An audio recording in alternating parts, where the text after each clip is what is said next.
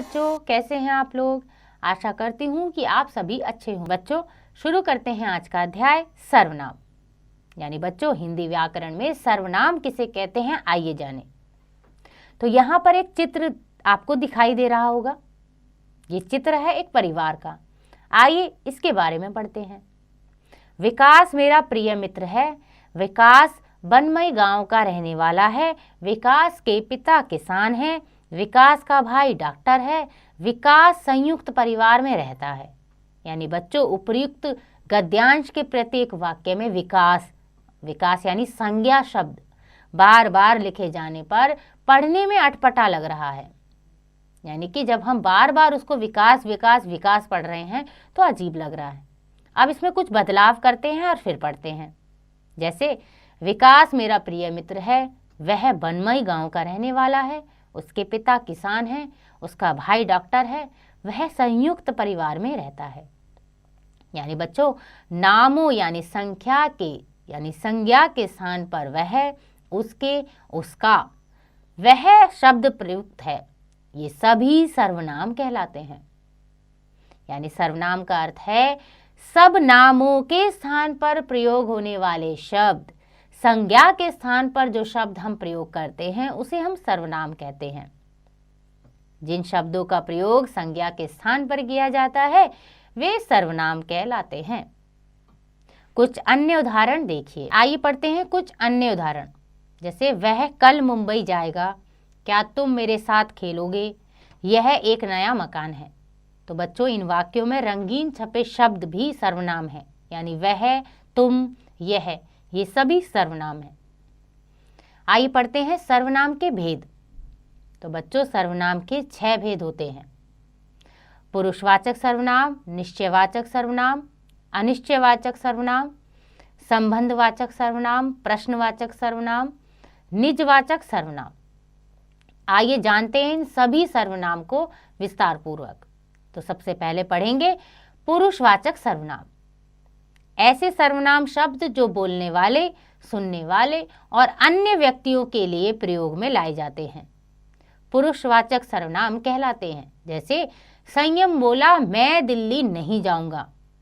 तो यहाँ पे मैं यानी संयम कहने वाला है।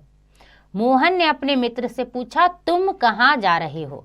यानी तुम सुनने वाले के लिए प्रयोग लिया है। अमित और अनुज यहाँ पर खड़े हैं। अब वे कहीं चले गए। वे अन्य व्यक्ति यानी कि दूसरों के लिए वे प्रयोग किया गया है। तो बच्चों, उपर्युक्त वाक्यों में प्रयुक्त रंगीन शब्द पुरुषवाचक सर्वनाम है। यानी कि मैं, तुम, वे अपने लिए, किसी दूसरे व्यक्ति के लिए या किसी अन्य व्यक्ति के लिए जिस सर्वनाम का प्रयोग होता है उन्हें हम पुरुषवाचक सर्वनाम कहते हैं। कुछ अन्य उदाहरण हैं आप, हमारा, मेरा, तुम्हारा, हम आदि। तो पुरुषवाचक सर्वनाम के भी बच्चों भेद होते हैं। यानी पुरुषवाचक सर्वनाम के 3 भेद होते हैं। पहला है उत्तम पुरुष। बोलने वाले या लिखने वाले के लिए यानी अपने लिए जिस सर्वनाम का शब्दों का प्रयोग करता है वे उत्तम पुरुष कहलाते हैं। जैसे मैं, हम, मेरा आदि। मध्यम पुरुष, सुनने वाले या पढ़ने वाले के लिए जिन सर्वनाम शब्दों का प्रयोग किया जाता है वे मध्यम पुरुष कहलाते हैं। जैसे तुम, तू आदि।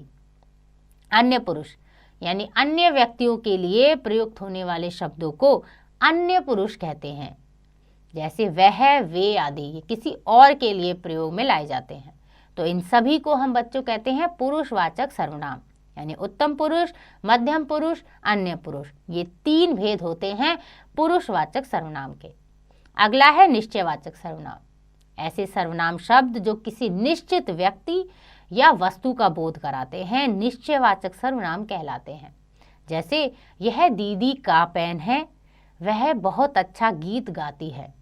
तो यहाँ पर हम जिन सर्वनाम का प्रयोग कर रहे हैं वो किसी निश्चित चीज के लिए या किसी निश्चित व्यक्ति के लिए प्रयोग में लाया गया है। उपर्युक्त वाक्यों में प्रयुक्त रंगीन शब्द निश्चयवाचक सर्वनाम है। कुछ अन्य उदाहरण हैं वह, इसने, उसने, ये, वे, इस आदि। तीसरा है अनिश्चयवाचक सर्वनाम। ऐसे सर्वनाम शब्द जो किसी निश्चित व्यक्ति या वस्तु का बोध नहीं कराते हैं अनिश्चयवाचक सर्वनाम कहलाते हैं। जैसे देखो बाहर कोई है क्या, कहीं पर बारिश हो रही है, यानी कि हमें पता नहीं है क्या चल रहा है, क्या हो रहा है, निश्चित नहीं है, इसे हम अनिश्चयवाचक सर्वनाम कहेंगे। कुछ अन्य उदाहरण हैं, कुछ, किन्हीं, किसी आदि। आगे है संबंधवाचक सर्वनाम, जो सर्वनाम किसी वाक्य के एक उपवाक्य में आए हुए किसी संज्ञा या सर्वनाम का दूसरे उपवाक्य से संबंध बताता है, उसे हम संबंधवाचक सर्वनाम कहते हैं। जैसे मुझे वह शर्ट मिल गई है जो खो गई थी, यह वह लड़की है जो दौड़ में प्रथम आई है। तो उपर्युक्त वाक्यों में प्रयुक्त रंगीन शब्द संबंधवाचक सर्वनाम है। वह, जो, वह, जो। तो जिस तरह से जो हम किसी और का संबंध बताते हैं उसे हम संबंधवाचक सर्वनाम कहते हैं। कुछ अन्य उदाहरण, जितना, उतना, जिसकी, उसकी आदि। आगे है प्रश्नवाचक सर्वनाम।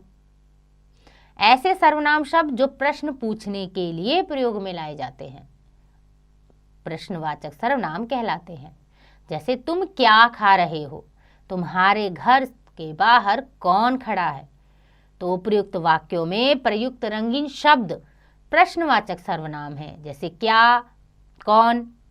कुछ अन्य उदाहरण, क्यों, किसे, कहाँ, कब, कैसे आदि। तो ये सब प्रश्न के लिए प्रयोग में लाए गए हैं। अगला है निजवाचक सर्वनाम।